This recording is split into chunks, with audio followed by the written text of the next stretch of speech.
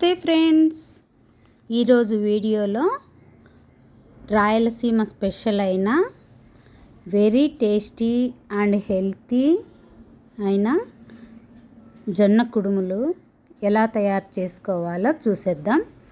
ఈ జొన్న కుడుముల్లోకి కాంబినేషన్ వచ్చేసి ఉల్లిగడ్డ కారం అండి. ఈ రెండు కాంబినేషన్ తింటే ఎంతో టేస్టీగా రుచిగా ఉంటుంది.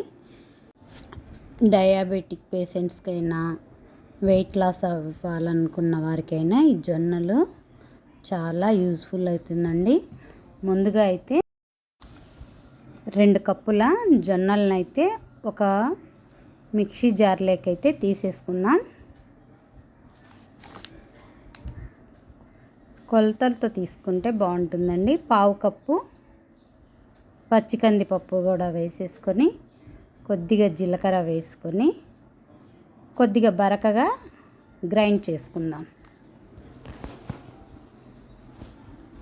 చూడండి, ఈ విధంగా మెత్తగా పౌడర్లా కాకుండా కొద్దిగా బరకగా ఉండేలా చేసుకొని వీటిని ఒక మిక్సింగ్ బౌల్లోకి అయితే వేసేసుకుందాం. అంతా వేసుకున్న తర్వాత రుచికి తగినంత ఉప్పు వేసుకొని బాగా కలుపుకొని కొద్దిగా నీళ్లు వేసుకుంటూ కొద్దిగా లూజ్గానే కలిపేసుకోవాలండి.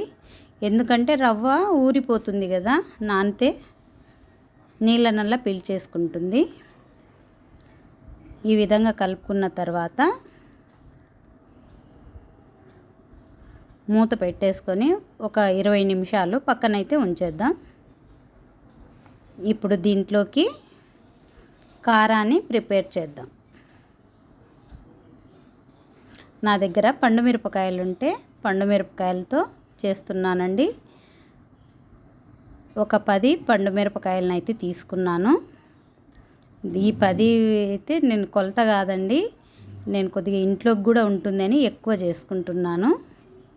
కొద్దిగా చింతపండు, కరివేపాకు, రుచికి తగినంత ఉప్పు వేసుకోవాలి.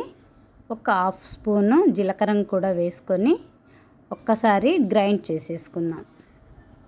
ఈ విధంగా చేసుకున్నాక దీంట్లో మనం ముందుగా కట్ చేసి పెట్టిన ఉల్లిపాయ ముక్కలను అయితే వేసేసుకోవాలి. ఒక్కసారి అండి ఆ విధంగా వేసుకోవాలి. ఇప్పుడు చూడండి, ఉల్లిపాయలు ఎక్కువగా మెత్తగా కాలేదు, బరకగా ఉన్నాయి. ఇప్పుడు దీనైతే కొద్దిగా పోపు వేసేసుకుందాం. తాలింపు గింజలన్నీ వేసుకున్న తర్వాత కొద్దిగా కరివేపాకు వేసి ఫ్రై అయిన తర్వాత మనం ముందుగా గ్రైండ్ చేసి పెట్టిన చట్నీని అయితే వేసేసుకొని 1 నిమిషము పచ్చివాసన పోయేంత వరకు వేపుకుందాం. ఇప్పుడైతే పచ్చడిని అయితే పక్కన పెట్టేద్దాం.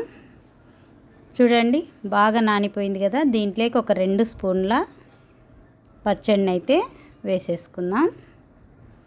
ఉల్లిగడ్డ కారమే అండి, నేనైతే పండు మిరపకాయలతో చేశాను. అంతటిని ఈ విధంగా కలుపుకొని పక్కనైతే ఉంచేద్దాం. ఇప్పుడు ఒక ఇడ్లీ పాత్ర తీసుకొని, ఇది మునగాకు వెండి పుల్లలు, మునగాకు మధ్యాహ్నానికి కర్రీ చేస్తున్నా కాబట్టి ఆ పుల్లలు వేస్ట్ చేయకుండా నేను ఇడ్లీ పాత్ర అడుగున పెట్టేసి కొన్ని నీళ్ళను అయితే వేసేసాను. ఇప్పుడు ఇడ్లీ పాత్రకు నూనె పూసేసి ఈ మనం ప్రిపేర్ చేసిన పిండిని అయితే ఒక్కొక్క పాత్రలో సర్దేసుకున్న తర్వాత స్టవ్ వెలిగించి స్టవ్ పైన ఒక 10 మినిట్స్ పెట్టేసుకుంటే టేస్టీ అయిన జొన్న కుడుములు అయితే రెడీ అయిపోయాయి. చూడండి, 10 మినిట్స్కి అయితే బాగా ఉడికిపోయాయి. మనం ఒకసారి చెక్ చేద్దాం.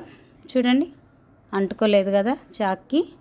ఎంత నీట్గా అండి, కింద కూడా తీస్తూ ఉంటే అంత నీట్గా వచ్చాయి. ఇదే అండి జొన్న కుడుముల ప్రాసెస్. మీ అందరికైతే నచ్చింది అనుకుంటున్నా. లైక్ చేయండి, షేర్ చేయండి, కామెంట్ చేయండి. ఎవరైనా నా ఛానల్ని ఫస్ట్ టైం చూస్తుంటే సబ్స్క్రైబ్ చేయండి. ఎంతో టేస్టీ అయినా హెల్తీ అయినా జొన్న కుడుములు అయితే రెడీ అయిపోయాయి. ఇప్పుడు పిల్లలకి కుడుములు అంటే తెలియదు. ఈ విధంగా మనం ఇంట్లో అయితే ప్రిపేర్ చేస్తూ ఉంటే వాళ్ళకు కొద్దిగా పాతకాలం నాటి వంటలన్నిటివి తెలుస్తూ ఉంటాయి.